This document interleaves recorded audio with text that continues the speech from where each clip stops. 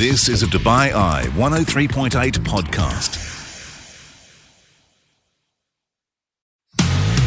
You're listening to the UAE's #1 talk radio station. This is Afternoons on Dubai Eye 103.8. This is the Afternoons with Helen Farmer podcast, your chance to hear the latest community news, expert advice, real-life stories and more.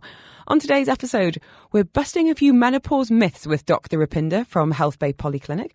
This means, when are we going to go through it? What can we expect? What can treatment and management look like and more? Talking jobs, the founder of a new app is what exactly are young job seekers looking for today, and how can you matchmake them with the jobs? Harry Gunning on hand talking about the latest property market. Boom, bust, what's going on? It doesn't sound like it's good news for renters. And Sophie Jones was on hand giving us some top tips for creating a sleep routine for little ones.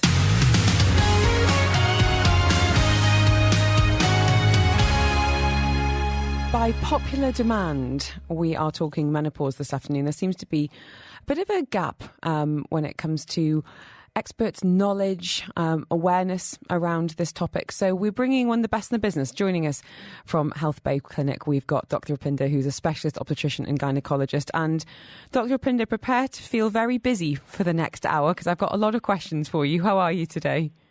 I'm doing very well. Thank you. How are you? I'm well. Now, I hope you're not offended by that kind of gap in experts, but I feel like so people who do have knowledge around menopause in the UAE are so busy right now because it seems to be so specialist, which blows my mind given that this is something that every single woman listening today is going to go through.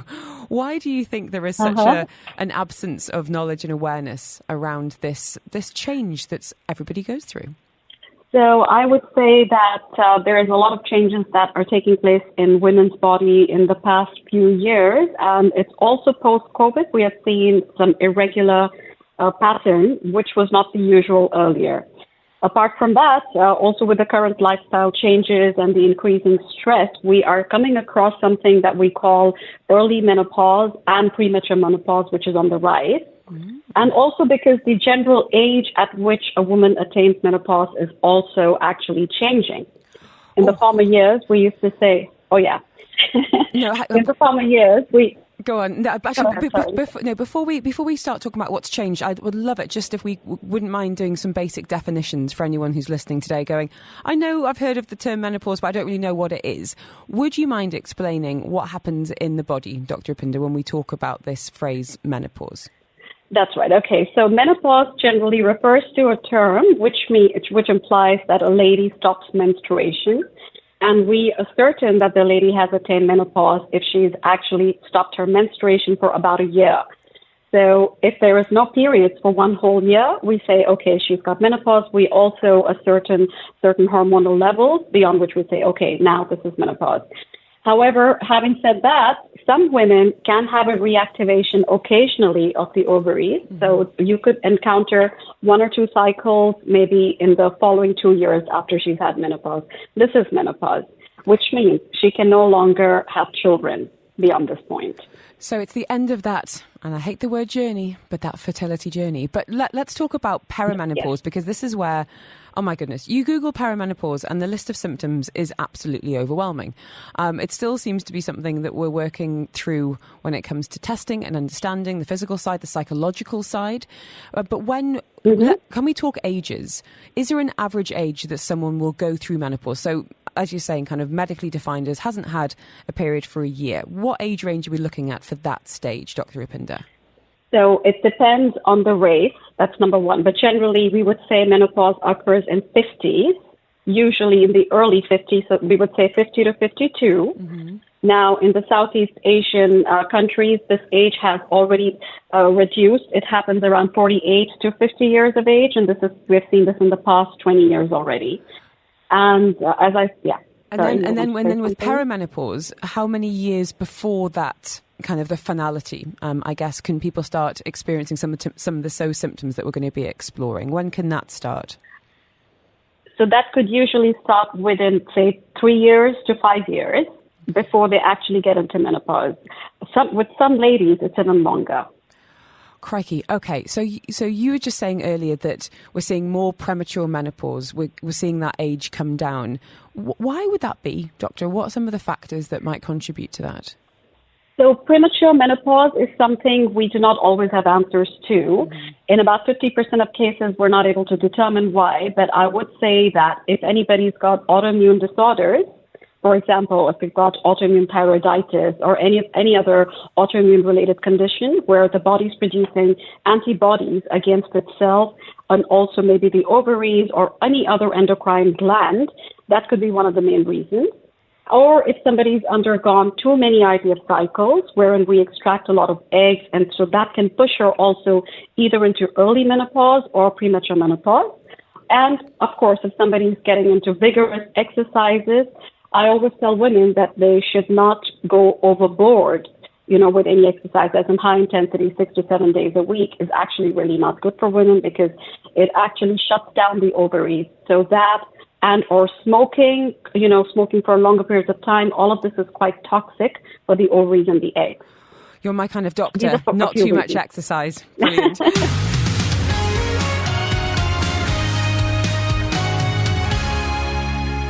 Dr. Rupinder joining us from HealthBay Clinic today, specialist obstetrician and gynecologist. And I wanted to ask you about that, some of the myths and misconceptions that you've heard over the years about the menopause. What comes to mind when I say that? The myths are that everybody undergoes hot flashes, night sweats. That's not true. There is I would say about 50% of women don't actually experience these symptoms, whereas 50% do. And also not everyone has all the symptoms, so one does not really have to get scared. The other thing is that menopause only happens after 50s. Actually, it doesn't. It's happening even earlier right now. That's interesting because that tends to be, it's that kind of that lazy stereotype of, a woman of a certain age looking a bit flustered in a meeting. But I mean, to be honest with you, I think a lot of people actually underestimate a lot of the psychological sides of going through menopause. And it's a really cruel irony, to be honest, that this is something that women in their 40s and 50s go through when they are perhaps at the peak of their career and workplaces aren't being accommodating to some of their changing needs. And, really staggering numbers, certainly out of the UK, about the number of women who are, lost to the job market because they feel pushed out. Yes.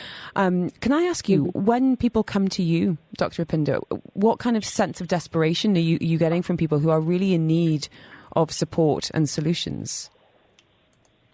So I start picking up cases earlier of perimenopause now because a lot of them do come and express their emotional need and that they're quite not feeling all right. Some of them could just come in with very vague symptoms such as, not feeling quite there, having a brain fog, getting very irritable. And these can happen as early as in late 30s. I would say about 38, 39, early 40s. That's me. The brain fog is real, though. It seriously is. Yes. I live in fear of repeating conversations back to people who have told me that information in the first place. So if you meet me and I just look a bit vague, it's not personal, I promise. So that's interesting. But I think even talking about it today, and understanding that this could be something that can be addressed is actually really powerful. Yes, it can be, certainly. And we also have a lot of women now that come with sleep-related problems. Okay, for example, having a lot of interrupted sleep, not feeling quite all right, even if they're sleeping very long hours and they're not feeling okay, so the quality of sleep.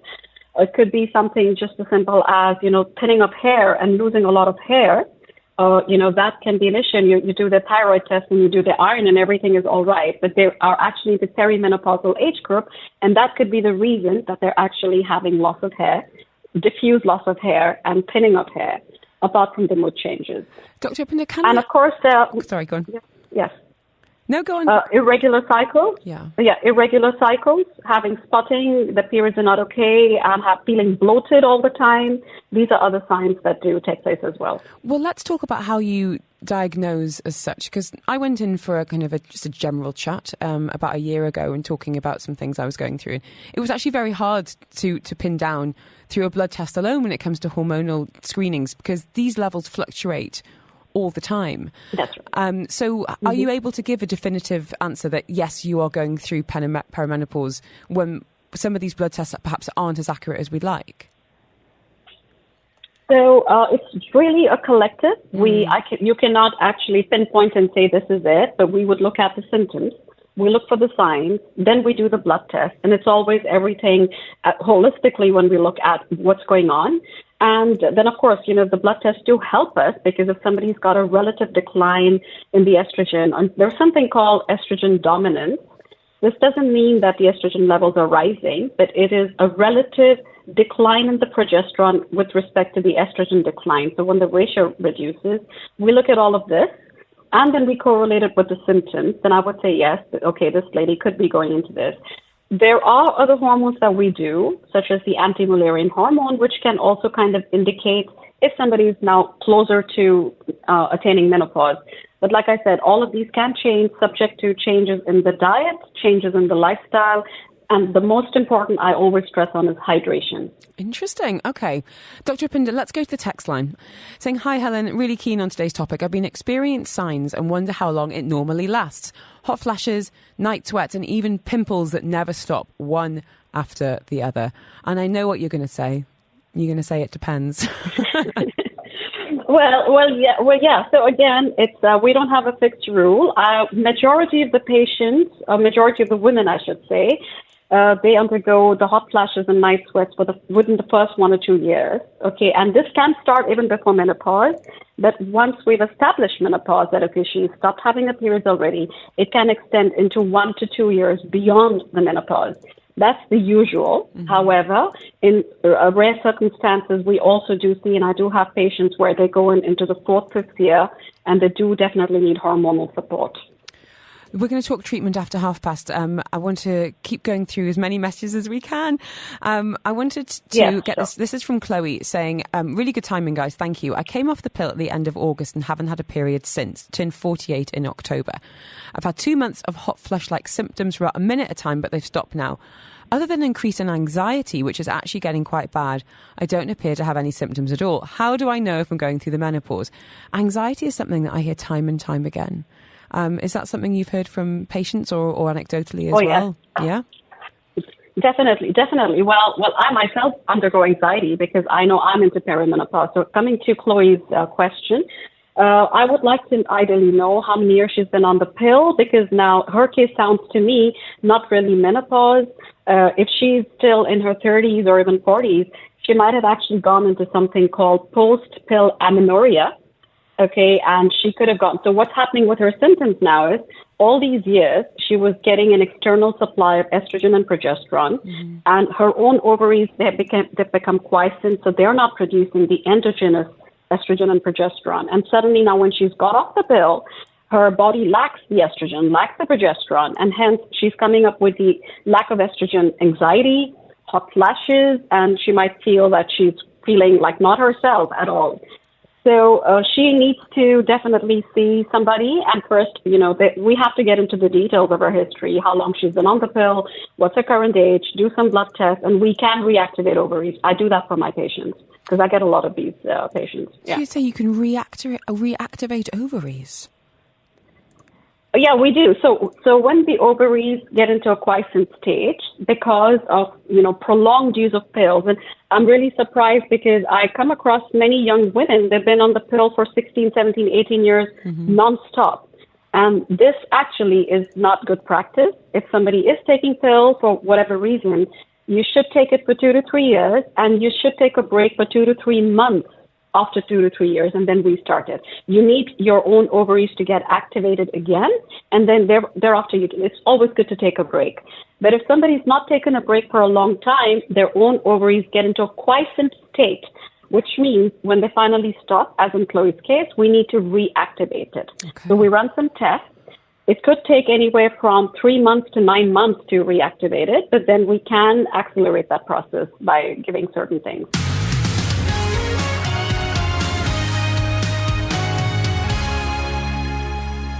Discussing the menopause today, something all women listening today will go through to a varying degree of symptoms, some physical, some psychological, and many of you reaching out for a bit of expert advice. Dr. Rupinder is with us today. She's a specialist obstetrician and gynecologist at HealthBay Clinic. And I hope you've had a coffee during the news, Rupinder, because we've got a lot of questions to get through. I love this from Shah. Thank you. And I'm sure you hear it all. I think this is one of the big kind of misconceptions about doctors is You're not embarrassed by anything. You've heard it all. And this is a great opportunity. You don't need to make an appointment. You can just pick up your phone. Charlotte, such a great question. Thank you for raising this. She's saying, can I ask about supporting our nanny? She's 52, reluctant to go on HRT, but is really suffering with hot flashes. What else can she do or take to manage the symptoms? Thank you, Charlotte. Brilliant question. What comes to mind here, Dr. Rupinder? So again, I would get into the history. Now, what also happens, as I mentioned earlier, is a lot of women don't actually adequately hydrate, or, they are they do not like to have the AC on. So hot flashes is something we can control also through hydration. And typically what happens to our bodies as we get older is we don't realize we're in a state of dehydration. So that's the first thing I would like to look at for her. And the second thing is, of course, I want to assess what is the severity of the hot flashes. We do have herbal medication, which can help. However, it could only help maybe in 50 to 60% of cases, not in all. And what increasingly I do with my patients, and a lot of patients to take, is not the typical synthetic HRT, but we do have alternatives such as bioidentical forms of HRT, which works pretty well, and we really go in very, very low doses. So therefore, this is not really something that they need to worry about, and it's very closely supervised and monitored. And apart from this, we don't go with this typical, even if she wants to go talk about estrogen, we don't give synthetic estrogen preparations. We have something called selective estrogen receptor modulators that we can get. So we have alternatives, to hormones per se. You mentioned supplements, and I'm just anticipating messages coming in, Dr. Rupinder. Mm-hmm. What are some of the supplements that you recommend to help with hot flushes in particular? So, ladies take evening primrose oil. They can take St. John's wort. But if they're doing any of these supplements, which are herbal, they need to talk to their doctor about it. Mm-hmm. Because if they're combining it with other allopathic medications, sometimes there could be some, adverse effects. So again, whatever supplements they do take, it's always better to discuss it with the doctor. This is something, and then now increasingly we have something called DIN, which is an extract of all the green leafy cruciferous vegetables. Again, please do not take this without consulting your doctor. Then we have other, supplements such as maca root, which works well for some women. They have maca root powder, which works well. So we have quite a few of these in the market. Thank you for that. A message from a husband saying, my wife is going through premature menopause in her early 40s. Is there anything we can do to slow it down? Interesting question. I don't know, Dr. Rupinder. I don't know what I don't know how this has been diagnosed. This is all the information we have. But I guess slowing down menopause? Yes. Yes, so we, again, over here, there's a list of supplements that we can try. We cannot make any promises. Again, the first thing is to investigate why she may be going into a premature menopause. Mm-hmm. The second thing, to try and slow it down, we can start with supplements, lifestyle changes, and now we are getting into something called stem cell therapy, which is something that we do. Again, it depends case-to-case basis, and this is something I would really like for them to come and discuss in person. But yes, we do have options. We don't have promises, but we have options. And some of the options can be promising also. Depends on the case. I love this question from Chital, who's been in touch, saying, I heard that most women will go through menopause around the same time as their own mother did. Is this true? I find this interesting because I asked my mum at Christmas, I was like, just out of curiosity, Babs, when did this happen? Even though I'm much more similar to my paternal grandmother in terms of just, body type and whatnot. How useful is that? Was that something you as a doctor would ask? Yes, I do ask, but I would ask this if somebody's coming into me at an earlier age of menopause. So yes, there is sometimes a link between when the mother attained menopause and when a patient will attain menopause at the same time. However, with the current lifestyle changes and other pressures, and with COVID and post-COVID changes we've seen in the menstrual cycle, it's not always true. Okay. Because, for example, if somebody's smoking or, like I said, aggressively exercising or other stressors in life, she could attain that even earlier. Or if she's diabetic, typically in women with diabetes, we see that they attain menopause at a later age. Wow, didn't know that. Interesting for this region in particular. So a bit of nature and nurture there, some environmental factors that can play a role too. Coming back to guess, lifestyle factors. Karen's saying, can you recommend any foods we should be eating and avoiding at this stage in life? You mentioned hydration being key. What about foods? So in food, if somebody's got a lot of hot flashes, I would like to say you want to have more of green leafy vegetables, cruciferous vegetables. You want to have nuts. You want to avoid a lot of red meat and a lot of seafood if you are a big fan of that, because that produces a lot more body heat internally. You want to do things like cooling your body down, and hence we stress on hydration. So the whole thing about hot flashes is it's thermogenic, which means you want to do everything to cool the body down. Mm-hmm. So when it comes to avoiding food, I would say avoid those kind of food. Maybe once or twice a week you could go in for the seafood and the red meat. But generally speaking, lots more green vegetables and fruits and hydration. We've had a message, thank you for that, on the pill. I think that raised a really interesting point there. No name saying, I'm 45 and was on the combined pill until September when my doctor suggested me to stop. Was on it for 12 years. Since then, I haven't had a period. Is it possible that my periods actually stopped a while ago? Or could it just be that my period's taking a while to return after stopping? And it's actually nothing to do with the menopause. It is a confusing one because this listener may well have naturally stopped her periods during that time. So she's 45. And I know you can't say definitively from one message on the radio, but it does raise an interesting point that a lot of people might have perhaps gone through it and not even realised. My sense would say most likely she could have her period if she waits a little longer. She should not get surprised if she does get her period, but I would want to do a scan. I would want to look at the size of the ovaries. I want to look at the endometrium, which is the inner lining of the uterus. That is, I want to see how thick it is. Is it building up? Is it growing again? Therefore, does she stand a chance to have a period? Not because 45 is what we will say, okay, she could have gone into perimenopause, which means she still can have her period. It's not that she can't. I wanted to ask you lastly about some of the treatment options here in the UAE, and you mentioned bioidentical treatment as well.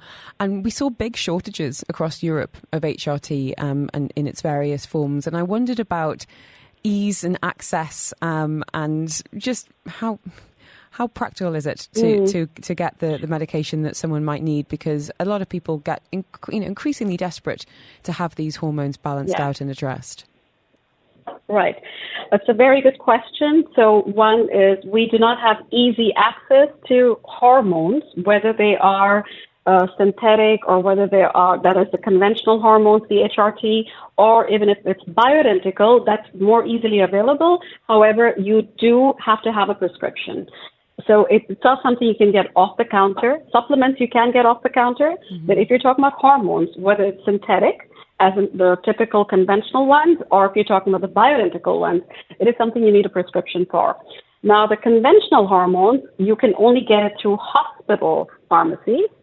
Okay, if you're talking about bioidentical, then, at the clinics as well, the gynecologists that are practicing anti-aging and this sort of, dealing with the bioidentical hormones, then we can all prescribe it easy. However, again, it has to be supervised. So Dubai Health Authority is quite strict, and rightfully so, because any hormonal intake should be closely supervised and monitored. And can I ask then about insurance? Is it covered by insurance? Unfortunately, no, it's not covered by insurance. Even the conventional, it's very difficult. However, if somebody does have perimenopause, and if they come in with other symptoms, then we have ways of getting at least part of it covered. This is good information. Dr. Rupinder. Yes, and since I'm on the radio, I cannot speak beyond that. That's fine. I appreciate your candor. But for anyone that does want to come and see you, explore some of the symptoms, talk to you about some screenings and, of course, treatments, you can be found at HealthBay Clinic. Which branch are you based at? So I'm at the old Verve Villas, not at the new Women's Center. I sit at the Verve Villas because this is where we do I deal a lot with perimenopause and menopausal women, and we have the radiology here. So if we need to do the breast screening prior to starting something, we do that as well. So since we have the whole, gamut over here, if somebody needs to do a cardiology checkup, which is what I recommend for anybody getting into perimenopause or menopause, it's not just about, having your hormones checked. You need to have the breast checkup. You need to have a bone health checkup. You need to have a cardiology checkup. So there's a whole thing we do before we actually say, okay, you qualify now for this kind of treatment or not. Well, thank you so much for your time today. Really, really do appreciate it. Dr. Rupinder speaking to us there on the topic of the menopause. All the very best to you and the team. If you want Dr. Rupinder's details, you can just send me the word woman and I will send you that link. This content is for informational purposes only and does not intend to substitute professional medical advice, diagnosis or treatment.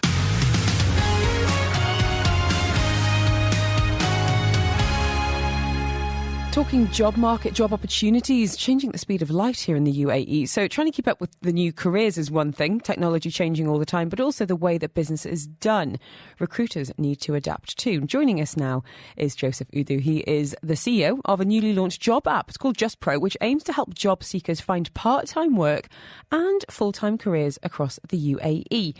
Joseph, thank you for joining us today. How are you, sir?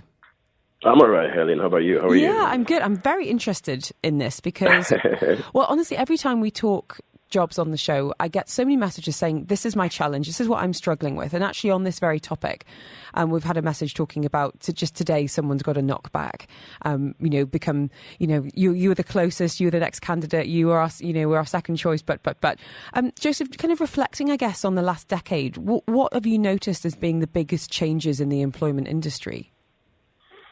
Basically, post-COVID, a lot has changed, actually. So nowadays we have, if I'm looking from the employer's perspective, I'm an employer, and then I know how hard it is to actually find the right skill for job roles. Sometimes when I post jobs, you have a lot of people applying, and there's more desperation in the market than there is actually for people with the right skills to actually get jobs. So like in the last 10 years, post-COVID especially, you see companies actually not wanting to have like full-time employees. People would rather outsource jobs, get freelancers, and then, we're saving as an employer, you're saving. And at the same time, the job seekers need to actually, there has to be like this improvement. People have to actually build on themselves, improve their skills, learn new things. Technology is changing a lot of things nowadays. You have AI, IoT. I could just write a software and it's literally going to leave 3 of my workers, unemployed. So there's a whole lot happening currently right now that, it's really like a very tense market right now. So I'm going to speak from the perspective of an employer looking for the right talent. So it's hard, actually. Sometimes I post a job and then you look at it, you got I post a job for a petition, then I have 5,000 applications. 99% of them are not actually beauticians. People are desperate, so when they see, they just go to the sites, just click. So people are taking that kind of scattergun approach of saying, if I think about the volume of applications, something's going to stick to the wall. But exactly. But from your point of view, you're having to sort through a lot of irrelevant resumes and applications to try and find the real talent. You've said that word desperation twice now, Joseph, and I think that's very real. It's very real for a lot of people, especially when you're in a part of the world where your job often secures your ability to stay in a country, through that visa. So it's interesting that you're saying that a lot of people are reducing their own costs for visas and PROs and having part-time workers, more of that gig economy outsourcing. Does that mean people are having their own visas, their own freelance visas, so they've got the ability to actually get involved in that gig economy? Exactly. So this is the thing about Dubai. Now, Dubai is not like a cheap place to stay. It's not easy. It's not cheap to be here. So in that desperation, I think that a whole lot of people, Dubai is great. The idea they came up having this freelancers visa is a great concept. So, and in the end, the jobs you have now, if you want a job, you just create your own job in many cases. I know it's not really easy, but then this concept of actually being in that gig economy is what we thought about when we created Just Pro.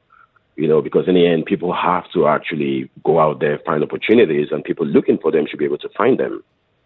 Do you understand? Yeah, I do. I want to ask you about what job seekers are looking for, apart from the obvious, which is paid employment. But, we see a lot about, studies around millennials talking about, this is what they want from a workplace. And I wondered what you'd seen in the region, if this is just a bit of, lazy journalism around, millennials are work shy.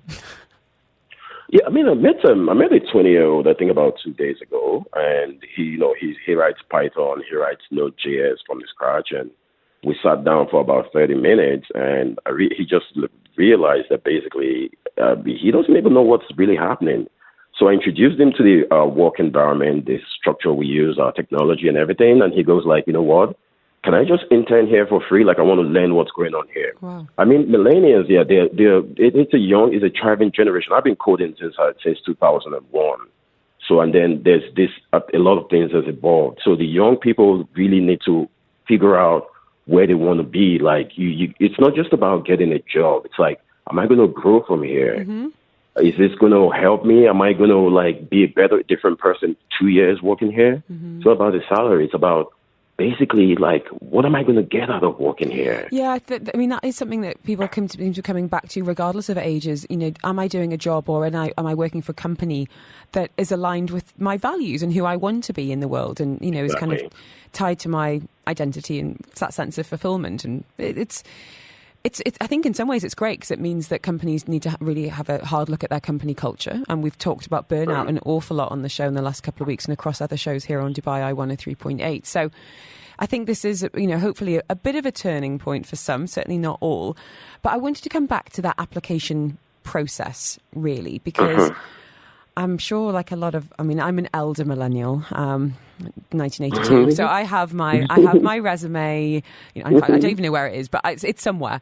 But it's, you know, it's a document that, you know, I have it in Times New Roman. You know, I update it when necessary. But I wondered how people can really up their game when it comes to applying. What are employers looking for, whether that is stylistically, application, you know, that process, the approach? Joseph, can you give any insights there? And I guess how your app is looking to address some of the pain points? I'm just going to go straight to the point. So I literally started JobsPro about a month ago. It took me just 3 days to get to fully staff my organization. I have about 20 employees right now. Whoa. So what happens is that when I went out to commercial job sites, you know, there are like millions of people actually out there just clicking on everything. So what we did with JobsPro is we made it like, you know, the way you go on most of these shopping apps and then you want to buy grocery, you click, and then you buy. That's what we created with JobsPro. It's shopping for job seekers. For employers, it's like, I want a salesperson. I get on JobsPro. I see all of the salespeople. And we have a very unique algorithm that actually narrows down, brings people to a particular skill set. So you can't have people applying for your sales job if they don't have sales background. Okay. So it's like we take a CV, we take a resume, and on JobsPro, you just put up your resume. You don't have to do anything. Just put up your resume, go to sleep. And then it just keeps walking. We keep recommending jobs and keep linking you up to employers. So for instance, like you said, you have your resume and stuff, and if you had it on JobsPro, probably, and you have this great job, by the way, you have a great job. I'm not looking just before the mill gets going. I'm happy in this seat. Thanks very much, Joseph. But let's use a different industry as an example. Let's use a graphic designer, for example, who can be, you know, employed in-house, but can also be that working as a freelancer. So let's say someone's a graphic designer listening today. What would the process be of getting on the platform, and how could people find them and ultimately pay them? Oh, beautiful. That's a very good question. And using a graphic designer is the best time because usually it's very hard to find graphic designers. So you're a graphic designer, you get on any of these app store, Apple or Google, you download JobsPro Jobs, set up a profile as a freelancer, you see the options, and just put up every single thing you do, corporate graphics, print, media, web, everything. And then instantly, once your profile is approved, because we literally approve every profile, we don't just throw profiles or make calls to everyone, because we don't want people hiring, you know, wrongly on the app. So, and then you set up your profile, and then that's it. So if you place the charge, for example, like you want to charge 20 dirham for X graphic, for example, people literally come on that place, pick up that service, book you up, and then we'll create that connection between you and the employer. So what happens is we release your WhatsApp number, we release your phone call number, and then you can create an appointment. They can create an appointment. You can come over, or they can come over to yours, and then you have a meeting. You talk about what exactly they want, and then you can build them on your own. We don't charge anything for that. We don't charge freelancers to be on the platform. You know, we don't charge any commission from transactions. We just create the connection between freelancers and people looking for them. Helen, I'm going to ask you this question, for example. Oh, crikey. I like being the one asking the questions, Joseph. I'll do my best. Go on. Okay, let's say you're looking for, like, I mean, you have, like, I mean, we know we have some other apps out there in the market, but then I'm talking about individuals. Like, if I have a plumber on my app, the plumber will be charging you, and the plumber will be earning the income for themselves. They're not paying to one corporate structure that gives them a minimal salary at the end of the month. The plumber is earning directly. We don't take any commissions. We don't take anything. We just create that connection. And then we're at the back end making sure everything is right. Is this customer satisfied? Did this plumber deliver to specification? That's what we're there for. We're like the middleman who makes things happen. How do you ensure that everyone is legal and covered and able to work here in the UAE and fulfill some of the jobs that you're looking to kind of matchmake them with? And that's exactly the very good question. So, we do, like I said earlier, I'm really glad with Dubai. It's really very smart. So with this freelancer visa, when you get on the app and you're a freelancer, you should have a freelancer license or permit. So, and there's a section on that app where you have to verify your profile. So we have this process where everyone on the app is actually legal and qualified to do that job. I mentioned earlier that we don't just approve profiles. We actually go through this process of tediously looking at everything, getting documents, getting passports, getting everything just to make sure the connection we create is actually a viable connection. So I mentioned graphic design there. What other kind of industries have you got represented now, whether it is jobs or indeed job seekers? Joseph, what kind of areas are you looking to address?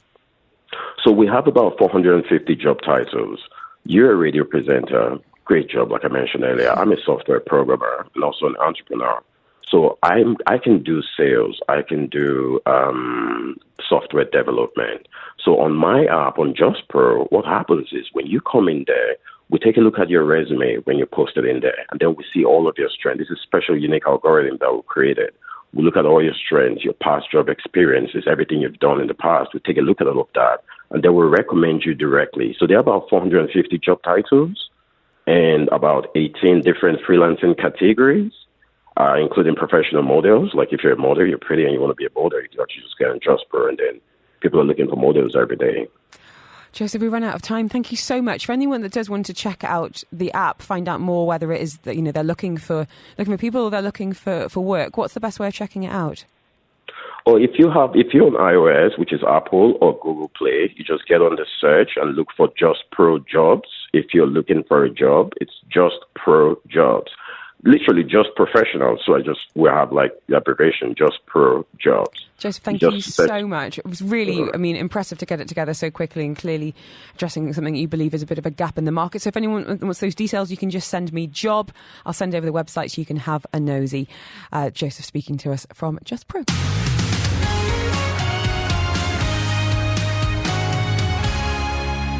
We are talking baby and toddler sleep now with Sophie Jones, a qualified childcare professional with decades of experience. I think crucially she's a mum herself, so been there, seen it, done it, and has helped countless families both here and the UK with all sorts of different issues from sleep that we're talking today, but nutrition, behaviour and more.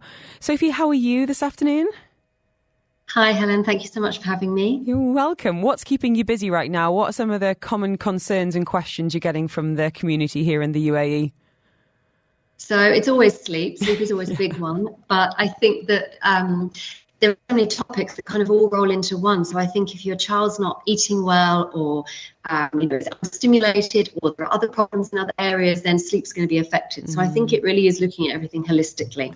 Quite agree. Let's talk then a little bit about your approach when it comes to, I don't know, do you call it sleep training? Sophie, how do you kind of explain a little bit about your philosophy around it? Yeah, so really, as I said about kind of looking at things holistically, I think that's the most important thing. And that's what I like to do. I'm not just looking at sleep and tackling sleep, because I think there's always kind of bigger issues there. And if your child is hungry or not getting quite the amount of nutrition that they need, or they're having too much milk or whatever it may be, we need to address that first and then help the sleep.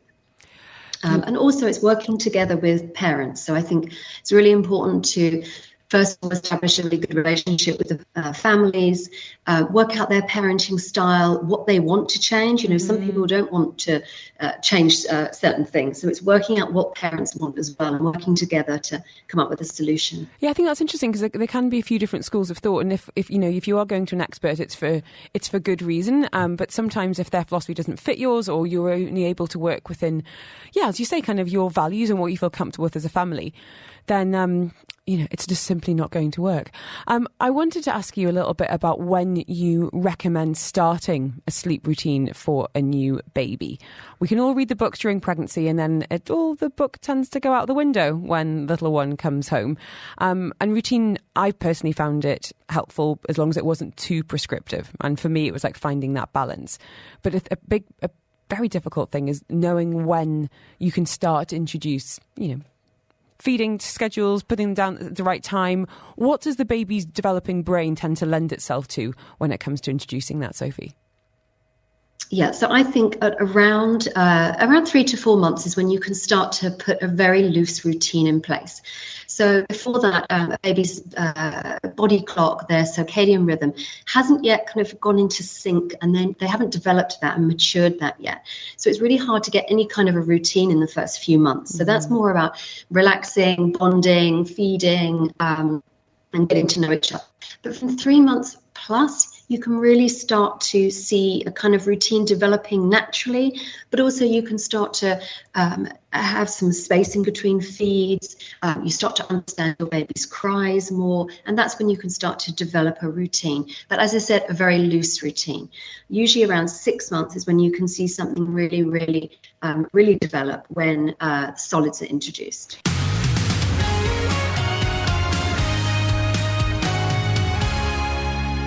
We're talking sleep on the show this afternoon, baby and toddler in particular, with Sophie Jones. She's a qualified childcare professional. She does, of course, help with sleep, but with that holistic approach, looking at the impact of good nutrition on sleep, on behaviour as well.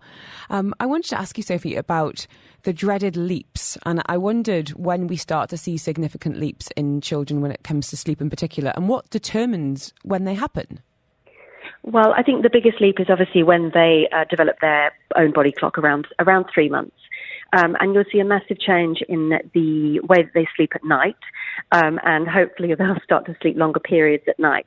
But at every stage, there are changes to sleep, and every milestone they go through, and every different skills that they learn. You may find you have a few disrupted night's sleep, but it will smoothen out and it will get back to normal as long as you've got a good routine in place. Mm-hmm. Let's go to the text line. A message from Alicia saying, how do you know when to drop a nap? Also, can I count sleeping in the car or buggy as a proper nap, or does it need to be in the cot? Son is 18 months old. Thank you. How can we help Alicia? Tell us then, what are the signs that you need to say bye-bye to one nap? It's a sad time when you say goodbye to both. It really is. It's a very sad time. I remember it well. So I think that when a child is taking too long to fall asleep for nap time, that is probably the number one. When they're upstairs singing in their cot and they can't fall asleep, it's because they're not tired enough. And then the second clue would be not falling asleep well at bedtime. So if bedtime is taking longer than, say, 30 minutes, 40 minutes, they just can't fall asleep, they're not tired enough, then it's time to think about dropping one of those naps. And I think that at 18 months, your child will probably be only having one nap. Okay, hope that helps, Alicia. And a message from Ellie saying, great timing, hi both. Just recently moved to Dubai and totally confused by what my children should wear to bed. We've got a 5-month-old and a 3-year-old, and I worry about the AC being too cold. It's on auto to come on at 24 degrees, but what should I be dressing them in and having on the bed? I think this is such a good question, because all the books that I read were very much looking at, data and temperatures from other parts of the world. But as Ali's correctly pointing out, we've got some control over that with air conditioning. And I get cold now, so what does there tend to be a general rule about the number of layers and I guess bedclothes as well? Yeah, so I was looking at the temperature being 23 degrees, around that. But of course, everyone's AC unit is different and more powerful, and so that can be an issue. But I think you've got to kind of trust your baby, your child as well. Are they waking up sweaty? Are their hands or feet cold? Think about that. But also, how do you feel when you sleep? Are you cold? Are you waking up cold? But I would say generally I would put on one layer, a second layer, or a sleeping bag. And I think a sleeping bag can be great because it can really keep them at the right temperature throughout the night, so they're not kicking off blankets. Hope that helps, Ali. All the best and welcome to Dubai. Sophie, I'd love your insights on why little ones tend to wake up in the night and how we should respond. And this is very much going to depend on the age of the child. She said, who had a 5-year-old tiptoeing into my room at 4:30 this morning. But for let's say the under 2s, what are some of the common reasons that they might be calling out and wanting our attention? Yeah, so for under 2s, it's a broad subject, and I think you need to work out why they're waking. And I think keeping a diary really helps of how many times they're waking, what time they're waking. Is it consistently kind of 11 o'clock or 1 o'clock in the morning? What are they wanting? And then looking at their day routine to make sure, are they getting enough nutrition? Are they having enough protein and carbs to keep them full during the night? Also milk amounts. Are you giving them too much milk? So their bladder is starting to work in the night. Things like that. So I think it's good to rule hunger out. But also it's looking at, is it behavioural? Have you actually got into a bit of a habit of them coming into your bedroom and then you ending up, putting them in your bed? If so, how do you want to tackle that? Do you want them to sleep in your bed or do you want them to sleep in their cot? So it's making a decision on that and then sticking with it. We made I don't want to say a mistake, but it was an interesting experiment about baby massage and incorporating that into kind of a wind down routine with our little one when she was maybe about 18 months. And then she'd wake up in the night basically demanding a massage. I was like, no. Yeah, exactly. They'll take anything they can get and they'll run with it. Like, massage! Yeah. Like, this is the most Dubai baby ever. I would like then, we've only got a couple of minutes, so this is a topic we'd like to expand on in a future day, but about co-sleeping. I really just want to get your take on the safety aspects because it's such a personal decision. I personally didn't feel comfortable doing it when they were little, but now I love a snuggle most of the time. What do we need to know about co-sleeping when it comes to babies and toddlers in particular and making sure that they are safe as a priority? Yeah, so I think co-sleeping is absolutely fine as long as you are happy with it and you're all sleeping. I think when co-sleeping becomes an issue is when your child's not actually sleeping and then therefore that's affecting everything else, mood, behaviour, appetite, etc. But also you're not sleeping, so you may not be the best parent that you can be the next morning. Totally. So I think that it depends on how it's affecting you. In terms of safety, of course, making sure that no pillows, no heavy duvets, making sure the room is the right temperature, that you don't smoke. There are lots of, obviously a bed that's close to the floors in case they may roll. But I think that there are so many amazing options with co-sleepers and side sleeping beds that there's great alternatives to them actually being physically in your bed with you. Thank you so much for your time, Sophie, today. For anyone that wants to reach out, couldn't get to a question today, for example, or just need talking through an issue that might be a bit too complicated for a text message, what's the best way of reaching out? Yeah, so on Instagram, Sophie Jones Parenting Support would be the best way. Superstar. Thank you so much for your time. Really, really appreciate it. If anyone wants to get in touch with Sophie, you can just send me the word sleep and I will send you that link. Sophie Jones, absolute pleasure.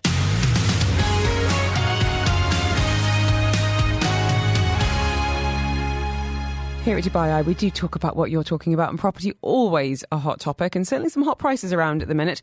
Joined now in the studio by Harry Tregoning. He is the founder of Tregoning Property and Tregoning Maintenance as well. And thank you for making time in your very busy schedule. Oh, thank you very much. Running around like the proverbial... I made sure I was here early because these roads closing around the place. I know. Well, I really do appreciate it because there's a lot going on in the world of property, from news, developments. We're going to see what your kind of read on the ground is. I wanted to ask you first, Harry, a little bit about the latest about making rental payments, because I've heard about a number of tenants who are now paying via direct debit instead of cheques. Is this becoming the norm, do you think? Is it becoming the norm? Probably not.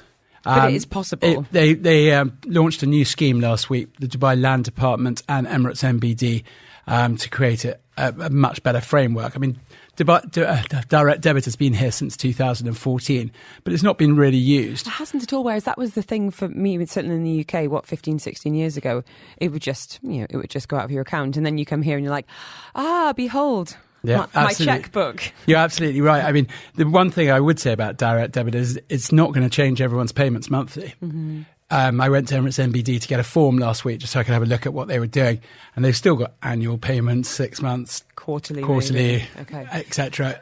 And so that would also come down to your agreement with your landlord. Because presumably it's at the discretion of the agent and the landlord. It's not a given yet. No, it's not a given. And also the landlord needs to be proactive in this. They need to go to the bank, fill in the form first, then go and see their tenant, and then it goes on. I mean, obviously, people who are doing one check, there's no incentive really to do your transfer or your check and send it straight across to your landlord and you're done. Yeah, there's no benefit. Okay. All right, good to know. Let us know if this is something that you are interested in or indeed it's already happened in your life. Now, one question we get an awful lot when we're talking about property, it's people like you, the agents. Should we be paying renewal fees to agents? Text that came in earlier today, Harry Tregonning. What do you say? Because I've had experience of both, that being the case, it's coming up. I'll pop you over with the contract, you can sign it and you can sign a cheque for me, and then also just being a bit of a rollover. Well, there are two lines of thought on this. Mm-hmm. Obviously, from the agent's point of view, it's nice to retain some income, build some retained income moving forwards. But you need to make sure your agent is doing their work for you, negotiating at a proper level. Mm-hmm. We don't actually do this ourselves. We feel that it's easier for a tenant to deal with their landlord, and we get called in if we need to at that point, because it seems ridiculous to make a nominal charge just for the sake of getting in. You might not think I've done a very good job if I've charged you. So that's one school of thought. The school of thought at the other is that you can go onto the RERA website and download the latest unified contract, and you can fill it in yourself using a PDF editor and do your addendum and go along to your landlord, get it signed. Speaking of contracts, a message here from Trent saying, repainting rental villa question. Contract doesn't mention repainting when the lease is up. We've stayed in there 8 to 9 years. Landlord's never paid for any internal repainting during this time. We've always paid for it. I always thought it was an old-fashioned rule the tenant needs to repaint the villa when they leave. Does Harry know? So the contract doesn't say anything. It's a tricky one, this. But proper grey area. It sort of changes backwards and forwards. There is a sort of unwritten rule. I mean, there's a sort of latest rule that somebody said that you had to pay when you exit. My view is always have a word with your landlord and see where they stand, because you want to get your deposit back. Absolutely. And you can then take a view on what you're going to do. But in terms of painting, you don't have to paint the outside. Painting the inside, I mean, there's always going to be a bit of wear and tear, but some landlords... 8-9 years as well. Yeah, some landlords are pretty strict. So if you've met them before, then you know where you stand. Okay, have a chat, Trent, and all the best with the move. Let's talk moving. There's not much around on the rental front right now. Which are some of the areas where you still think there's a bit of inventory and perhaps, dare I say it, some value to be had? Oh no, he's making a face. I'm not sure there's much value at the moment. I mean, this is such a great moment for Dubai as a town. You've got so many people coming here, being caused. Also, no one's leaving, because if you look at our home countries, it's not that appealing right now. It's not very appealing, is it? My parents have stopped asking. It's a bit of a muddle, but that's only for England. But I'm sure other countries are equally unappealing at this present time.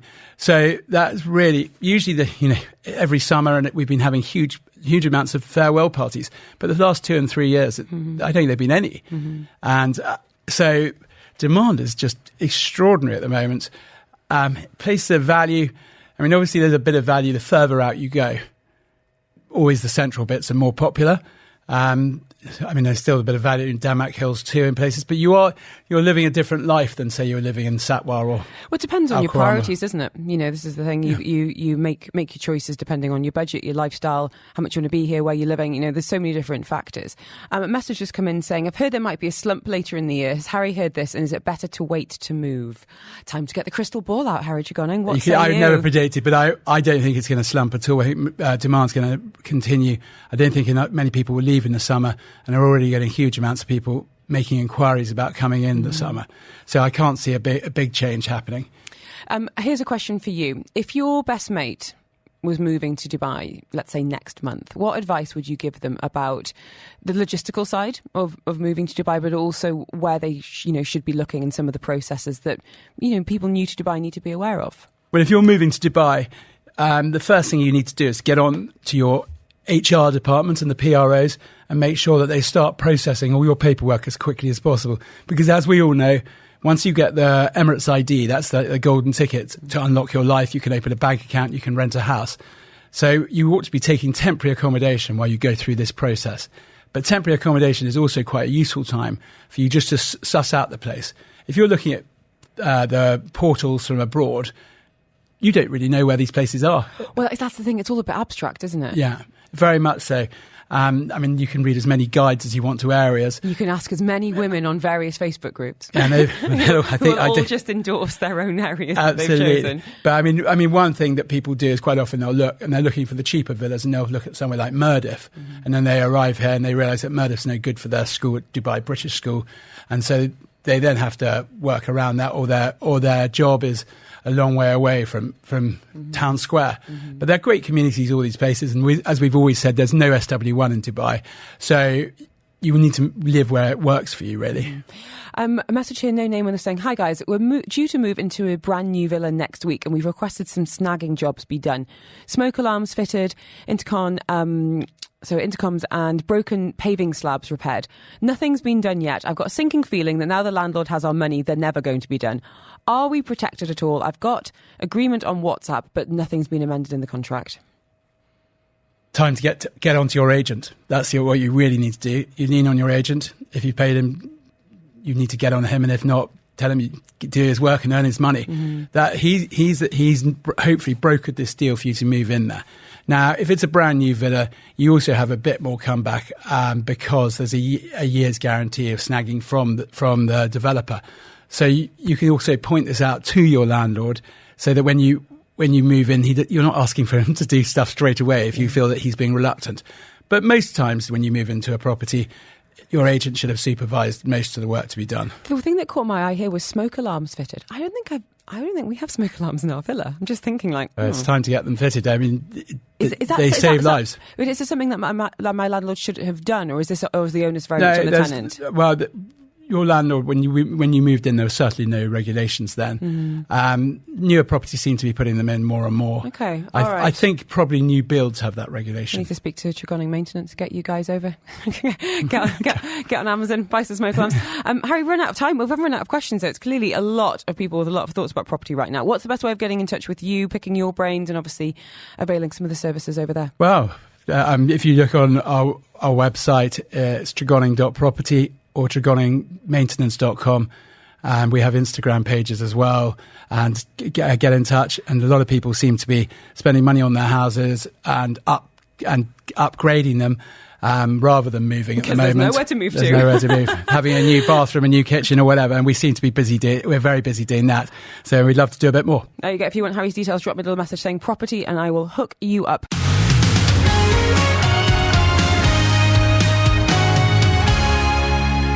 And thank you for downloading this episode of the Afternoons with Helen Farmer podcast. Don't forget, you can subscribe. You'll get it direct to your phone as soon as it's out. And you can listen to me live on Dubai Eye 103.8, Monday to Friday between 2 and 5 p.m.